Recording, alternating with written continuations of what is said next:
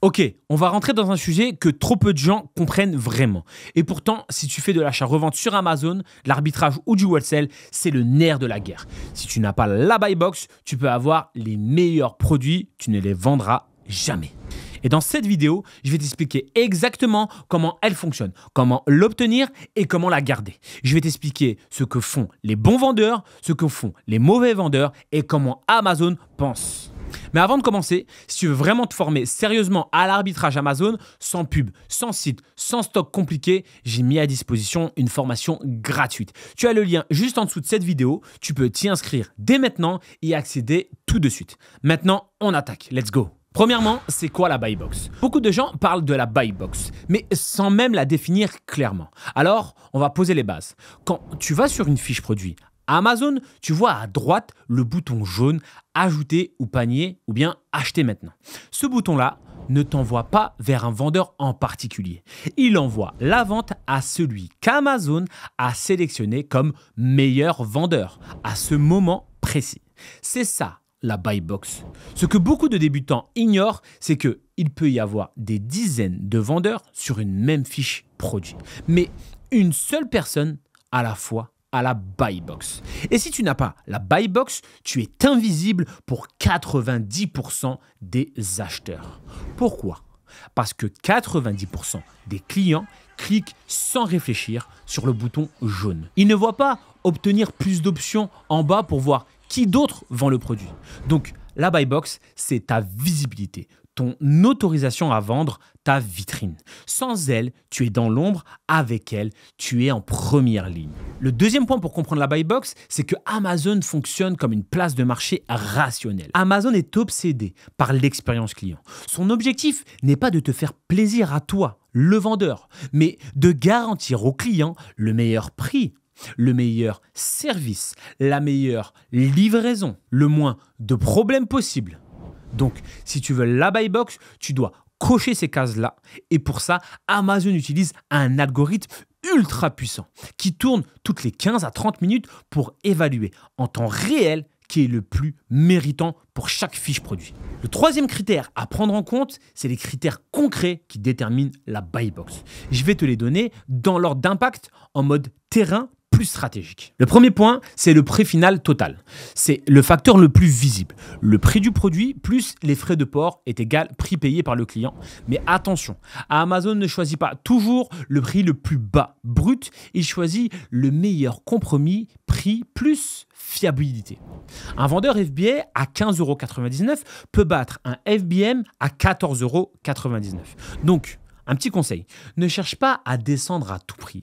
Vise le prix buy box exact ou 0,01 €, donc 1 centime en dessous, mais garde tes marges. Utilise un outil comme SellerAmp ou Keepa pour voir le prix buy box actuel et historique. Le deuxième point, c'est le mode de livraison, FBA ou FBM. Et si tu ne sais pas ce que c'est, j'ai fait une vidéo YouTube dédiée totalement à ces deux différences et comment les optimiser, qui est juste en dessous. Amazon privilégie le FBA, car ils maîtrisent eux-mêmes la logistique. Ils garantissent la livraison Prime. Ils ont moins de retours et plus de contrôle. Et si tu fais en FBA, tu es presque toujours favorisé face à un vendeur FBM, même si tu es plus cher de 1 € ou 2 €. Si tu veux la buy box en arbitrage, passe en FBA. Sinon, tu vas te battre contre des vendeurs que tu ne pourras jamais battre en FBM. Le troisième point, c'est la performance de ton compte vendeur. Là, on rentre dans ce que personne ne voit, mais que l'algo Amazon scrute en profondeur. Ton taux de commande annulé, ton taux de retour, ton taux d'expédition en retard si FBM, ton score de satisfaction clientèle, le nombre de messages clients non traités, ton taux d'évaluation négative. C'est simple. Plus ton compte est clean, rapide, fiable, plus tu es favorisé. Si tu es borderline, même avec un bon prix, Amazon te mettra derrière. Mon conseil, réponds toujours aux clients sous 24 heures. Ne vends jamais un produit que tu n'as pas en stock, sois carré, pro et constant. Le quatrième point, c'est le stock disponible. Amazon ne veut pas que la buy box soit donnée à un vendeur qui n'a qu'un seul produit ou qui risque d'être vite en rupture de stock. Amazon veut des vendeurs qui ont du stock en FBA en quantité suffisante, ce qui t'assure une présence plus stable dans la rotation. Si tu vois que tu as la buy box, mais que tu es vite déclassé, regarde ton stock. C'est souvent lié. Le cinquième point, c'est l'historique de la fiche produit. Amazon aime les vendeurs qu'il connaît. Si tu as déjà vendu sur cette fiche et que tout s'est bien passé, tu es automatiquement mieux positionné qu'un nouveau vendeur, même à prix égal. C'est pourquoi je recommande de revenir sur tes fiches gagnantes régulièrement, même avec 5 unités. Tu montres à l'algorithme que tu es fiable. Le sixième point, c'est l'éligibilité à la buy box. Tu peux avoir un compte Amazon actif, mais ne pas être encore éligible à la buy box. Pourquoi ? Tu es trop récent, tu n'as pas encore assez de ventes, tu as des performances moyennes et tu es uniquement en FBM. Ma stratégie pour débutants, lancer une première série de produits avec une rotation rapide, même avec une faible marge. Objectif, débloquer la buy box en validant les premiers signaux de confiance. Maintenant, on va revenir au quatrième point de la buy box générale. Et on va parler des erreurs qui te font perdre la buy box. Tu peux l'avoir et la perdre très vite. Voici pourquoi. Changer ton prix trop souvent. Exemple, toutes les heures. Amazon pense que tu manipules. Envoyer du stock en mauvais état ou avec des étiquettes mal placées est égal à des mauvais retours. Avoir un stock trop faible et une rotation trop courte. Répondre trop tard aux messages clients, ce qui entraîne de perdre de la fiabilité. Vendre sur des fiches produits instables ou mal créées est égal à des violations et donc des blocages de ton asine. Ne fais pas de la quantité pour la quantité. Fais de la qualité constante. C'est ça qui fait de toi un vendeur prioritaire. Le cinquième point, c'est la stratégie. Pour gagner, plus conserver la buy box. Moi, ce que je fais, c'est que j'utilise un repricer. Un repricer intelligent. Un repricer qui ne se base pas sur le prix, mais qui se base sur la buy box. Et c'est un repricer spécifique que je recommande à mes élèves. Tu t'alignes automatiquement au prix de la buy box.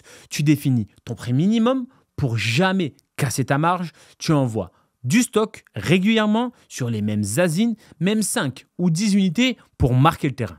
Amazon te reconnaît comme un vendeur fiable sur cette fiche. Tu surveilles l'évolution du prix de la buy box avec Keepa ou SellerAmp et tu ne vends jamais sur une fiche où la buy box est instable ou en chute libre. Si la buy box baisse trop, attends ou retire-toi temporairement. Traite ton compte Amazon comme un actif stratégique. Ce n'est pas une boutique Shopify, c'est une place de marché qui fonctionne à la confiance et à la data. Le sixième point, c'est anticiper les rotations buy box pour scaler intelligemment.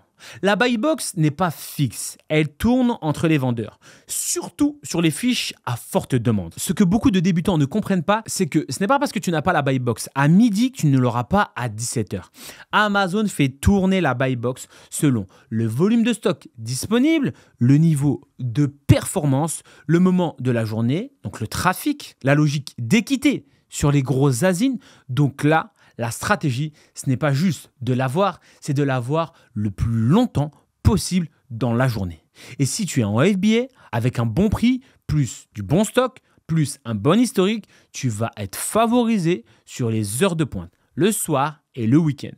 Tu peux donc vendre beaucoup sans casser le prix, juste parce que tu es là au bon moment. Et ça, un repricer ne le gère pas seul. Il faut analyser les courbes Keepa, plus ton historique. Le septième point, c'est travailler ta rentabilité de rotation, pas juste la marge par produit. Une erreur fréquente, c'est de ne regarder que la marge brute sur une vente. Mais le vrai business Amazon se construit sur le nombre de rotations buy box par mois fois la marge unitaire stable. Exemple, si tu vends un produit avec 4 € de marge, mais tu as la buy box 4 jours sur 30, tu vends 10 unités, mais si tu baisses ta marge à 3 €, que tu as la buy box 20 jours sur 30, tu vends 100 unités. Tu fais moins de marge par unité, mais tu gagnes plus globalement. C'est ça la rentabilité buy box. Et c'est ce que j'apprends à calculer dans la formation. Combien tu gagnes réellement par fiche, par rotation, par mois. Le huitième point, c'est construire des relations avec les marques pour être exclusif. Si tu fais du wholesale ou que tu fais du retail, plus des contacts directs, tu peux négocier des accords de distribution privilégiés, même informels. Résultat, tu es le seul vendeur sur la fiche, tu récupères 100% de la buy box, tu peux fixer ton prix sans guerre concurrentielle. Je le fais avec des marques exclusives sous contrat d'exclusivité. Tu présentes ton offre sérieusement, tu montes ton expertise Amazon, tu garantis un bon service client et la marque ne veut plus d'autres vendeurs que toi. Tu sors du game de la rotation buy box, tu deviens le détenteur naturel.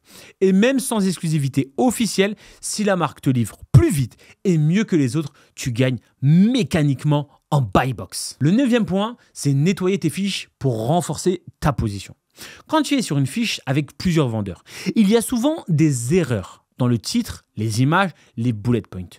Amazon ne t'aide pas à corriger, mais tu peux demander la modification via le seller central ou via le brand registry si tu as l'autorisation. Est-ce que peu de gens savent, si tu fais les bonnes modifs, que tu améliores la fiche, l'image, les descriptions, la conformité, Amazon t'identifie comme un vendeur de référence. Résultat, tu es priorisé dans la rotation buy box. Tu es vu comme le gardien de la fiche. Donc, si tu veux jouer long terme sur une fiche rentable, apporte-lui de la valeur. Rends-la propre. Amazon, ça le voit. Et enfin, le 10e point, c'est éviter les fiches trompeuses qui peuvent te faire perdre la buy box à vie. C'est le piège ultime des débutants. Tu vois une fiche à fort volume. Tu veux te placer vite, mais tu ne vérifies pas que le AN correspond bien, que le titre est cohérent avec le packaging, que le visuel est à jour, que la marque est bien orthographiée. Résultat, tu vends un produit presque pareil. Le client laisse un mauvais avis, Amazon détecte une erreur produit et tu prends un avertissement, voire un blocage permanent de la buy box. Et ça peut suivre ton compte sur toutes tes fiches futures. Moralité, ne touche jamais à une fiche mal faite sans la corriger. Ne vends jamais un produit approximatif. Tu vends de la buy box. Sois exemplaire sur le respect fiche produit réel. Pour conclure, avoir la buy box, ce n'est pas juste être le moins cher. C'est comprendre comment Amazon pense, comment il sécurise son business et comment toi, tu peux devenir un partenaire fiable. Tu peux être le meilleur vendeur du monde. Si Amazon ne te fait pas confiance, tu ne vendras rien. C'est pour ça que je forme sérieusement mes élèves à ça. Je ne leur vends pas un rêve. Je leur montre comment construire un vrai business rentable, solide à long terme. Et je te propose aujourd'hui d'y accéder gratuitement à ma formation gratuite pour bien démarrer l'arbitrage Amazon. Le lien est en description. Tu peux commencer ce soir, apprendre à faire les choses bien et enfin prendre la buy box au sérieux. On avance ensemble et pas à pas, tu deviendras un vendeur qui tient la route sérieusement.